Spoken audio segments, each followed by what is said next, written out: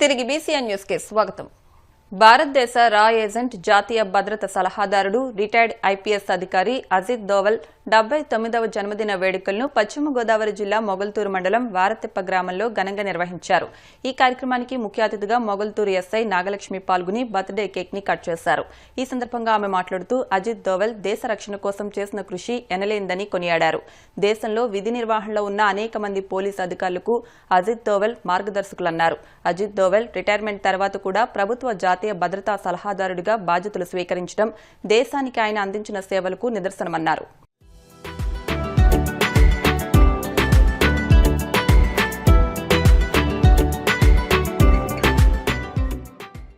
ఈరోజు అజిత్ దోవల్ గారి పుట్టినరోజు జరుపుకోవడం, అది వారతిప్ప గ్రామంలో జరుపుకోవడం చాలా సంతోషకరమైన విషయం.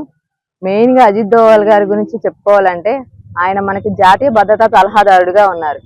ఆయన మెయిన్ గా పిఎం ఎవరైతే ఉంటారో ఒక ఐపీఎస్ క్యాడర్ కి చెందిన ఆయన మనకి జాతీయ భద్రతా సలహాదారుడిగా ఉంటూ ఆయన ఎన్నో ఆపరేషన్ చేశారు.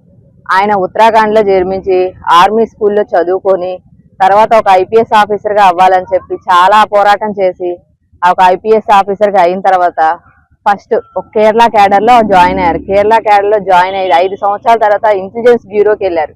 ఇంటెలిజెన్స్ బ్యూరోలో చాలా ఆపరేషన్ చేశారు. ఆయన ఇంటెలిజెన్స్ బ్యూరోలో ఉన్నప్పుడు మెయిన్ గా మన స్వర్ణ దేవాలయంలో, అమృత్సర్ లోని స్వర్ణ దేవాలయంలో ఆపరేషన్ బ్లాక్ థండర్ అనే దాంట్లో పాల్గొన్నారు. దాంట్లో ఏంటంటే మెయిన్ గా ఆయన గురించి ఆ స్వర్ణ దేవాలయంలో ఏం జరుగుతుంది అనే దాని గురించి ఒక వృక్షవాలలాగా వెళ్ళి అక్కడ లోపల ఉన్న మొత్తం మిలిటరీని అందరినీ కూడా వాళ్ళు ఏం చేస్తారు, వాళ్ళ ఆపరేషన్ ఏంటి అలాగే మెయిన్ గా కనుక్కొని వాళ్ళ గురించి మొత్తం ఐడెంటిఫై చేసి ఆ ఇన్ఫర్మేషన్ బయటకు తీసుకొచ్చి అక్కడ ఏం జరుగుతుందో మొత్తం కూడా ఇన్ఫర్మేషన్ ఇచ్చేసి మామూలుగా కాకుండా ఆ స్వర్ణ దేవాలయంలో ఎటువంటిది ఏమి జరగకుండా, ఎటువంటి నష్టం గాని మనుషులకు గాని అక్కడ దేవాలయంలో గాని ఎటువంటి నష్టం లేకుండా ఆపరేషన్ అనేది బాగా చేశారు. ఆయన ఉన్న సర్వీస్ లో ఉన్నప్పుడు చాలా విమానాలన్నీ హైజాక్ అయిన ఎంతో మందిని కూడా ఆయన రిలీవ్ చేశారు. అంటే అందరూ, ఆయన ఒక్కరనే కాదు, ఆయనతో పాటు ఉన్న ఉద్యోగస్తులతో అందరూ కలిపి కీ రోల్ అనేది ప్లే చేసి ఈయన ఎక్కువగా కూడా చాలా మందిని ఎటువంటి ప్రాణ నష్టం లేకుండా హైజాక్ అయిన వాటిని కూడా ఈయన ఇప్పుడు ప్రెసెంట్ ఆయన రిటైర్ అయిన ఉన్నా సరే అందరికి కూడా ఏదన్నా సలహా కావాలన్నా ఏమి కావాలన్నా కూడా ఆయన బాగా ఇస్తారు. స్వర్ణ దేవాలయంలో అలాగా ఆపరేషన్ చేసినప్పుడు ఆయనకి కీర్తి చక్ర అవార్డు కూడా ఇచ్చారు. అట్లాగా మనకి అలా మన వారతిప్ప గ్రామంలో కూడా నేను ఇప్పుడే తెలుసుకున్నాను, 2 వ్యక్తుల్ని ఐఏఎస్ క్యాడర్ కి సంబంధించి ప్రిపేర్ చేయడం కోసం స్పెషల్ గా ఐఏఎస్ క్యాడర్ విజయవాడలో కూడా వాళ్ళని జాయిన్ చేసి వాళ్ళని చదివిస్తూ, అంటే ఇట్లాంటి వాళ్ళని ఐపీఎస్ అధికారులు గుర్తించుకొని వాళ్ళ జన్మదిన వేడుకలు చేసుకొని ఈ ఊరు గ్రామం అట్లా స్పెషల్ గా ఇట్లా ఒక ఐపీఎస్ ఆఫీసర్ ఉన్నారు, ఆయన పుట్టినరోజు జరుపుకోవాలి, ఆయన గురించి అందరూ గుర్తు చేసుకోవాలి అని చెప్పి ఈ ఊరు వాళ్ళు అందరూ స్పెషల్ గా ఇట్లా ఒక బర్త్డే సెలబ్రేషన్ చేయడం చాలా హ్యాపీగా ఉంది. అందరికి కూడా థ్యాంక్స్. కాకినాడ జిల్లా ప్రత్తిపాడు జాతీయ రహదారిపై ప్రైవేటు బస్ అదుపు తప్పి పంట పొలాల్లోకి దూసుకెళ్లింది. విశాఖ నుంచి హైదరాబాద్ వెళ్తున్న సమయంలో టైర్ పంచర్ కావడంతో ఈ ఘటన జరిగినట్లు తెలుస్తోంది. సంఘటన సమయంలో బస్సులో 50 మంది ప్రయాణిస్తున్నారు. పెను ప్రమాదం తప్పడంతో ప్రయాణికులు, స్థానికులు ఊపిరి పీల్చుకున్నారు. ఏళ్ల తరబడి రైతులు ఎదుర్కొంటున్న భూముల స్థల వివాదాలకు రీసర్వే పరిష్కారం చూపుతుందని ప్రభుత్వ విప్ తాడేపల్లిగూడెం ఎమ్మెల్యే బొలిశెట్టి శ్రీనివాస్ పేర్కొన్నారు. మండలంలోని నవాబుపాలెంలో జిల్లాలోనే ప్రథమంగా ప్రారంభించే రీసర్వే ప్రాజెక్టు ప్రారంభోత్సవ సభలో ఆయన ముఖ్య అతిథిగా పాల్గొని మాట్లాడారు. కూటమి ప్రభుత్వ పాలనలో రాష్ట్రం అన్ని విధాల అభివృద్ది పదంలో ముందుకు వెళ్తోందన్నారు. ఈ కార్యక్రమంలో టీడీపీ నియోజకవర్గ ఇన్ఛార్జ్ వలవల బాబ్జీ, బీజేపీ నియోజకవర్గ ఇన్ఛార్జ్ ఏతకోట తాతాసి, ఆర్టీఓ ప్రదీప్, సర్పంచ్ గంగా భవానీ, తహసీల్దార్ సునీల్ కుమార్ తదితరులు పాల్గొన్నారు. రైతులు ఎక్కడ ఇబ్బంది పడకూడదన్న ఆలోచనతో ఈ ప్రాజెక్టు స్టార్ట్ చేయడం, అంటే స్వతంత్రం రాకముందు సర్వే జరిగింది, తర్వాత ఈ గ్రామంలో మొట్టమొదటిసారి ప్రభుత్వం సర్వే చేయబోతా ఉంది. ఈ యొక్క అవకాశాన్ని మనం ఖచ్చితంగా వాడుకోవాల్సిన అవసరం ఉంది. ఎందుకంటే చాలా ఊళ్ళో ఏంటంటే ఈ గట్టులు కలిపేయడం, ఉన్న భూమి కంటే తక్కువ ఉండే పరిస్థితి, రైతులు ఊళ్ళో లేనప్పుడు మరి అక్కడ పొలం తగ్గిపోవడం, ఇలాంటి కార్యక్రమాలు చాలా చోట్ల ఉన్నాయి. వాటిలన్నిటికీ చెక్కు పెడుతూ ఇవాళ రాష్ట్ర ప్రభుత్వం ఎవరి భూమి వాళ్ళ దగ్గర ఉండాలి, దాని పాస్బుక్లు ఎక్కాలి, దాని డాక్యుమెంట్స్ ఉండాలనే ఆలోచనతో ఈ కార్యక్రమం చేపట్టారు. ఇదివరకు మరి జగన్మోహన్ రెడ్డి గారి ప్రభుత్వంలో ఆయన ఫోటోలు వేసి రాళ్ళు వేయించుకుని దాదాపు 800 కోట్లు ఈ సర్వే పేరు చెప్పి నాట్యం చేసిన సందర్భం మీకు తెలుసు. ఇవాళ దానికి భిన్నంగా ఎక్కడా కూడా రూపాయలు కూడా వేస్ట్ అవ్వకూడదని చెప్పి డిజిటల్ సర్వేని పెట్టి ప్రతిరోజు ఆ గ్రామం సంబంధించి 20 ఎకరాల భూమిని రీసర్వే చేయడం, రైతులకి నోటీసులు ఇవ్వడం, ఎంతమంది రైతులు అయితే ఉన్నారో ఈ నవాపాలెం గ్రామంలో నోటీసులు అందరికి ఇవ్వడం, దానికి సంతకం పెట్టి మళ్ళీ రెవెన్యూ వాళ్ళకి ఇవ్వడం, అది సర్వే చేసినప్పుడు అక్కడ హాజరవడం, దీంట్లో ఏమైనా లోటుపాట్లు ఉంటే సర్వే చేయించుకోవడం. ఇది మన బాధ్యతగా ప్రజలు కూడా రైతులు కూడా స్వీకరించాలని కూడా నేను తెలియజేస్తా ఉన్నా. ఇలాంటి నోటీసులు వచ్చినాయి, రైతులందరికీ వచ్చినాయిగా, ఎంఆర్ఓ గారు సంతకం పెట్టి ఇవ్వండి. వాళ్ళు చెప్పిన డేట్కి మీ పొలం సర్వే జరుగుద్ది. సర్వే జరిగినప్పుడు దాంట్లో ఏదైనా లోటుపాట్లు ఉన్నా, మీ పొలం పక్క భూమిలో కలిసినా లేదా వాళ్ళ పొలం మన దాంట్లో కలిసినా దాన్ని ఆ సరిహద్దులు వేసి చెప్పి బాధ్యత ఈ ప్రభుత్వం తీసుకుంది. ఈ యొక్క అవకాశాన్ని మీ సద్వినియోగం చేసుకోవాలి.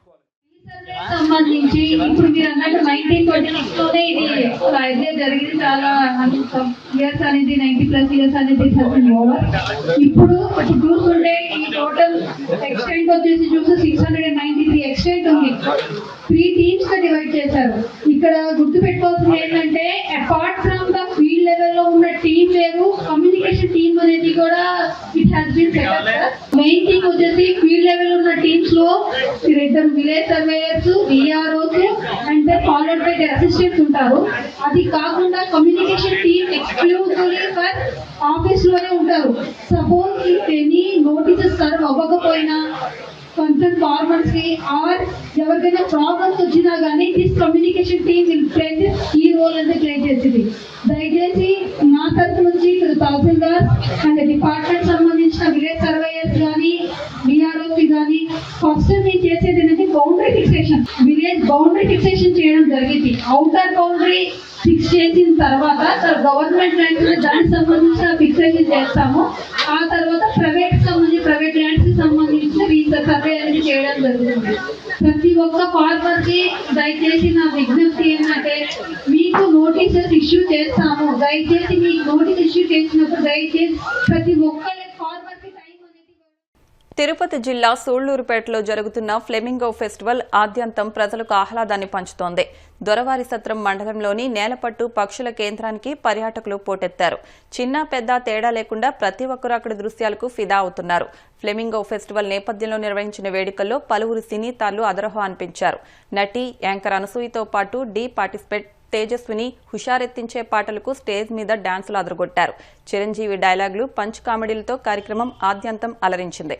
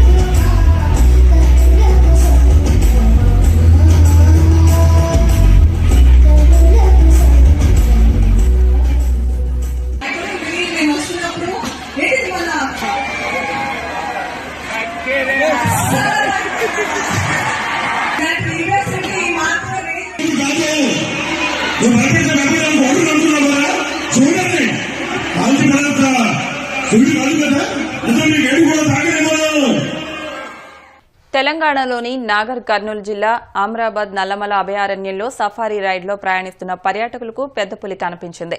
పెద్దపులిని చూసిన పర్యాటకులు సంబరపడిపోయారు. దాంతో పాటుగానే భయంతో కూడా వణికిపోయారు. అమ్రాబాద్ వాచ్ టవర్ సమీపంలో పెద్దపులి దర్శనంతో పర్యాటకులు ఆశ్చర్యంలో ఉండిపోయారు. కనిపించిన పెద్దపులి టైగర్ 19 అయి ఉంటుందని ఫారెస్ట్ అధికారులు అంచనా వేస్తున్నారు. అభయారణ్యంలో క్రమక్రమంగా పెద్దపుల సంఖ్య పెరుగుతోందని చెప్పారు. వార్తలు ముగించే ముందు ముఖ్యాంశాలు మరొకసారి. ఐటీ అభివృద్ధికి చంద్రబాబు ఎంతో కృషి చేశారు. రానున్న 5 ఏళ్లలో ఏపీ అంటే ఏమిటో ప్రపంచానికి చూపిస్తామన్న మంత్రి లోకేష్. పోడూరు మండలంలో పలు అభివృద్ధి పనులకు శ్రీకారం చుట్టిన మంత్రి నిమ్మల ఒక్కరోజులోనే 10 కోట్ల వ్యయంతో 34 చోట్ల అభివృద్ధి పనులు చేపట్టినట్లు వెల్లడి.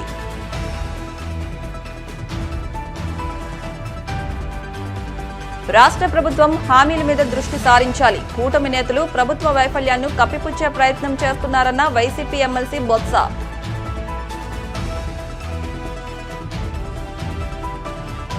ప్రజా సమస్యల పరిష్కార వేదికలో అందిన అర్జీలు త్వరితగతిన పరిష్కరించండి. అధికారులకు కడప జిల్లా జాయింట్ కలెక్టర్ అదితి సింగ్ ఆదేశాలు. ఈ వార్తలు ఇంతటితో సమాప్తం. మరిన్ని వార్తల కోసం BCN digital YouTube channel, Facebook పేజ్ను ఫాలో అవ్వండి. అప్డేట్ వార్తల కోసం ప్లీజ్ సబ్స్క్రైబ్.